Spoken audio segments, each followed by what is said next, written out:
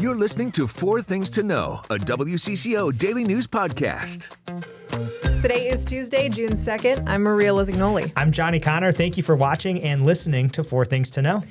Our top story today is a political twist. Republican House Speaker Lisa Demuth will continue her run for governor despite losing her party's endorsement over the weekend. Demuth previously said she'd honor her party's choice. Our Barrett Leone heard from the gubernatorial candidate on her change of heart. House Speaker Lisa Demuth and her running mate Ryan Wilson officially filed for Minnesota's Republican gubernatorial race this morning.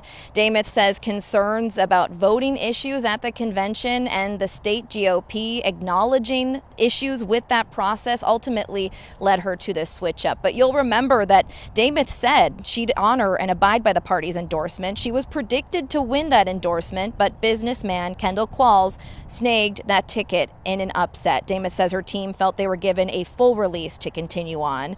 She believes it's the best chance to defeat what she calls the Democrat machine in Minnesota. We fully expected when we agreed to abide by the endorsement that process would be fair, that process would actually be full of integrity. That was brought into question. Again, we feel that full release. Our eyes right now, obviously, August 11th, the primary makes a lot of difference here. That's going to give Minnesotans that voice to make a true change. Our eyes are on November. We'll win that. We will win that primary, and our eyes are on November. In response, GOP-endorsed candidate Kendall Quall says Demuth is putting her vanity and political ambitions ahead of Republicans' chance to win, adding she only cares about herself. This is the Army veteran's second run for governor. Mike Lindell is set to challenge Qualls and now Demuth in the August primary. Over the weekend at the GOP convention, he urged his supporters to endorse Qualls after he was forced to drop out. Lindell was quoted saying he wanted to block Demuth from getting the endorsement. All three are now vying for an endorsement from President Trump. On the DFL side, Senator Amy Klobuchar was endorsed by her party over the weekend in Rochester. She cruised to the endorsement and faces no significant opposition in the upcoming primary. Klobuchar has a massive fundraising lead of $3.4 million. That's triple what the top three Republican candidates have combined. Now, the open U.S. Senate seat is another race to watch. Democrats endorsed Lieutenant Governor Peggy Flanagan. She will face off against Congresswoman Angie Craig. On the Republican side, former Marine Adam Schwarzy got the GOP endorsement. He will face off against former sports reporter Michelle Tafoya. Number 2 today, we have new details about an early morning chase across the metro. The State Patrol says they tried to stop a motorcycle for speeding in Bloomington just before 6 a.m. this morning, and we actually tracked the motorcycle on MnDOT cameras as the person drove at high speeds into St. Paul and at one point being chased by up to 8 Minnesota State troopers. The chase ended at Cayuga and Lorient Streets, and the motorcycle then crashed into the grass. Now, the State Patrol says it was a T-bone style crash and the other vehicle did not stop.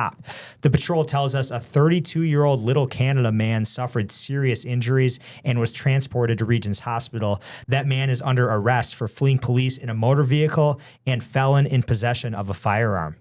And Maria, you were on the morning show today, and you actually watched this chase. Yeah, we watched it live from the DOT cameras. We were following it down the map, and it was wild. This motorcycle raced, weaving through traffic into Minneapolis, through the city, into St. Paul, which is where it got off on a ramp and then into those two streets. But it could have been so dangerous for more people because they really were weaving in and out. I thought it felt like we were in Los Angeles or something. Yeah, it was that crazy. Right? And when I was reading this morning, 8 patrol troopers following. I mean, that is a lot going on the highway, at 6 a.m. You would never expect that at 6 a.m. in the Twin Cities. So it was wild to watch. We still do not know why this man was fleeing from police or the extent of his injuries right now, but we'll keep you updated.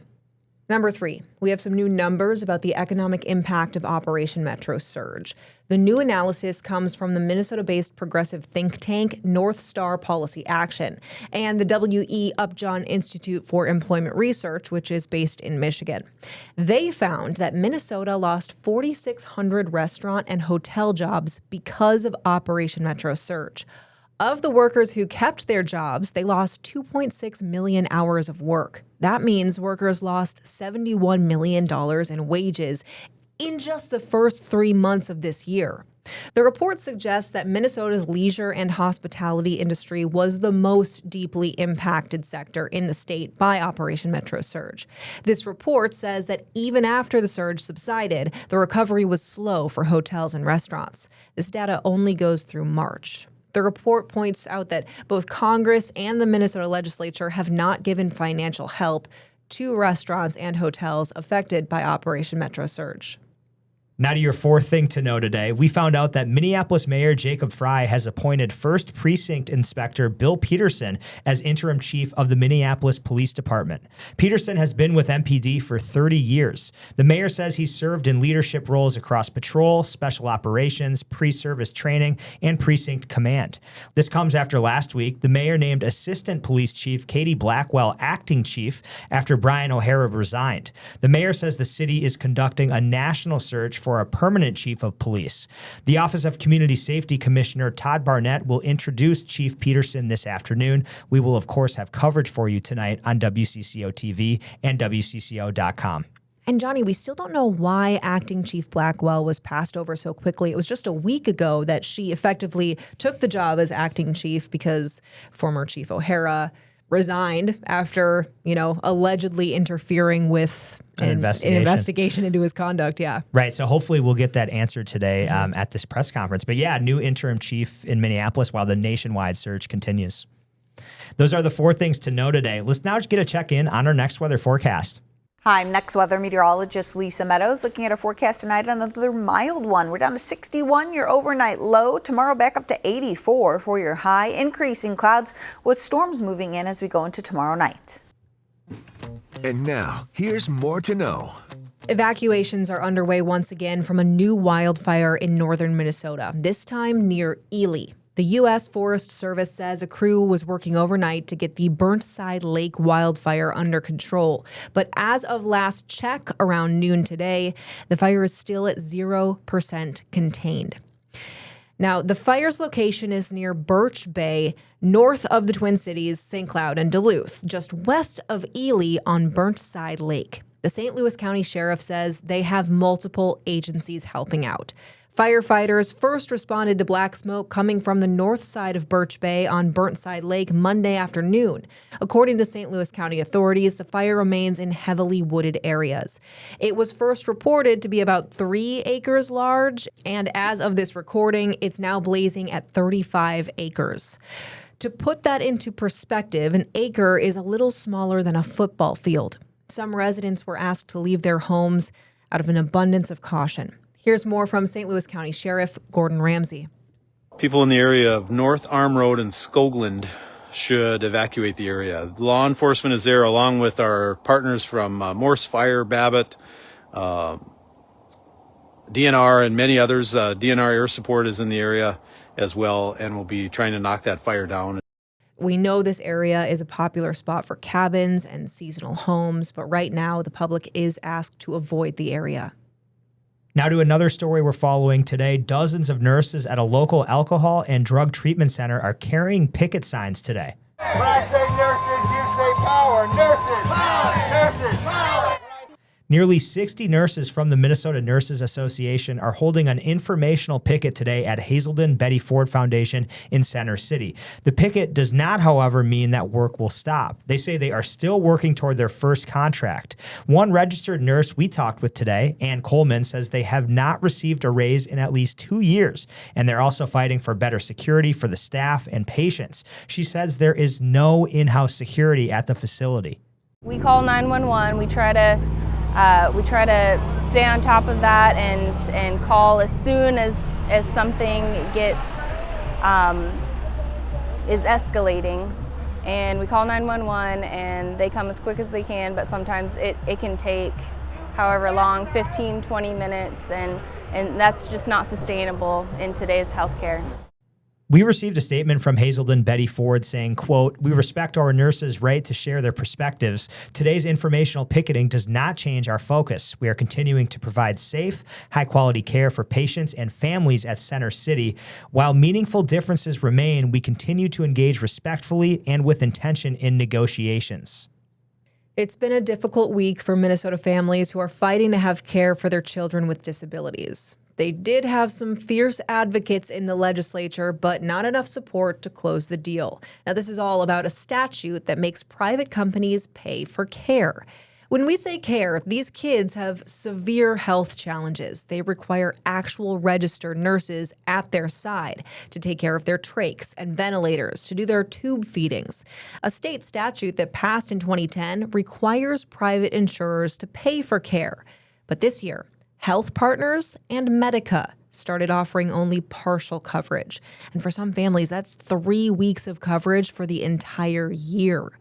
The companies read the statute as saying they have to offer only partial coverage. After losing the fight at the Capitol, parents are reacting, including Brandon Walter, whose son Chase needs care. So what next? Well, we filed our complaint against Medica this past week, and they have 21 days to reply. And we have asked for immediate injunctive relief from the judge. And so we just need this coverage reinstated immediately, not only for Chase and our family, but for all of these other families that are impacted. Why go the lawsuit route? Nothing else is working. Our regulatory bodies have absolutely failed us. Yeah, this was our last option, really.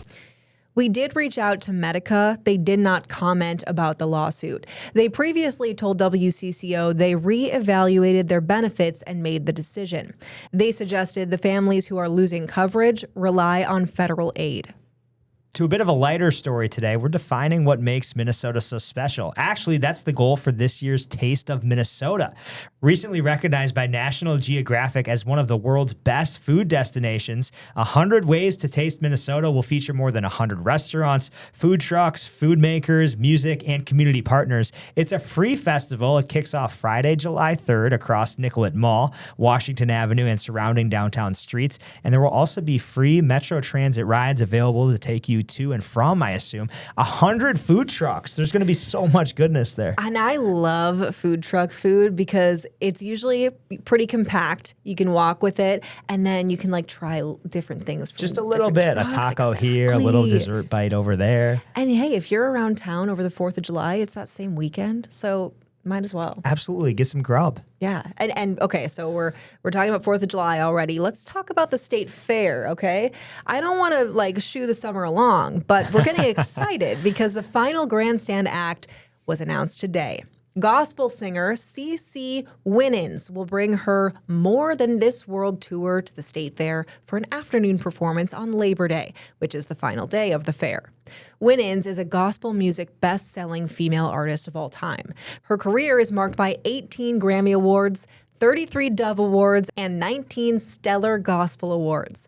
Tickets go on sale this Friday, and they just start at $37. Yeah, don't shoo the summer along. I know. Come on. Yeah, we cannot. Honestly, though, we're both fair lovers. So yeah, I'm it ready is for always Just so give fun. me the fair. Give me the 4th of July, then the fair. Let's go. But not yet. Not yet. Let's talk sports. The Twins actually got a win last night. They snapped a 5-game losing streak. Hopefully they can make it 2 in a row tonight. Yeah, first pitch at Target Field, 6:40 against the White Sox. All right. And new Vikings general manager Nolan Teasley. He will be introduced tomorrow in Eagan. We will, of course, be out there for that press conference. So look for that tomorrow. And the Lynx are back in action on Thursday. So a little quiet week in sports, but we'll ramp up soon here. It's kind of the dog days of sports in the summer, but it'll get going again. Yes, especially we have new information about, Teasley tomorrow. Do you know anything about Nolan Teasley? No, not a whole lot. He worked in Seattle for 13 years. Okay. He actually started there as an intern and then worked all the way up to interesting. assistant GM. And apparently he's very well respected around the league. So we'll see if he makes a good first impression. Absolutely. It's time to take a breath with your Daily Bright Spot. It's graduation season. It's here. A lot of grad parties going around town, but walking across the stage at graduation is just such a major milestone for any high school senior, right? Absolutely, yeah. But actually walking was the shining moment for a local hockey player. Jackson Drum was hurt 16 months ago playing in Canada.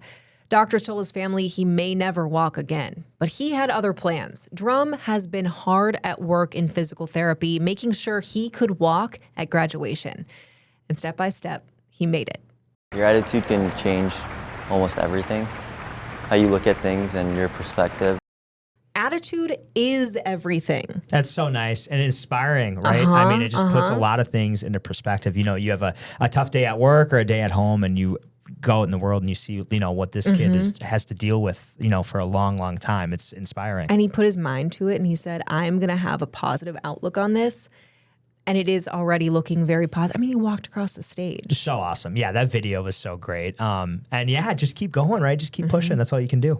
And that is what he's doing. I mean, later this summer, he's going to head to Rutgers University for a program that's designed to help kind of get him ready for college. And then he hopes to attend Liberty University and then return to hockey, but this time as a coach. I love it. Let's go. State of Minnesota, state of hockey, right? Absolutely.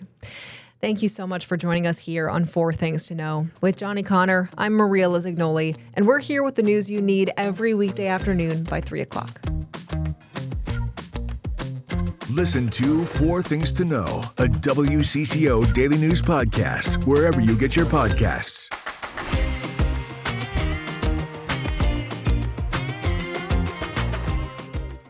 Love podcasts? Love Minnesota? Check out the WCCO podcast studio lineup. Hear the top stories of the day with 4 Things to Know. Discover top female athletes and teams from around the state on women in sports. Dive into stories about faith and belief, from your local leaders to your neighbors next door, with bigger than belief. Stay in the know on the go with the WCCO podcast studio. Go to WCCO.com/podcasts.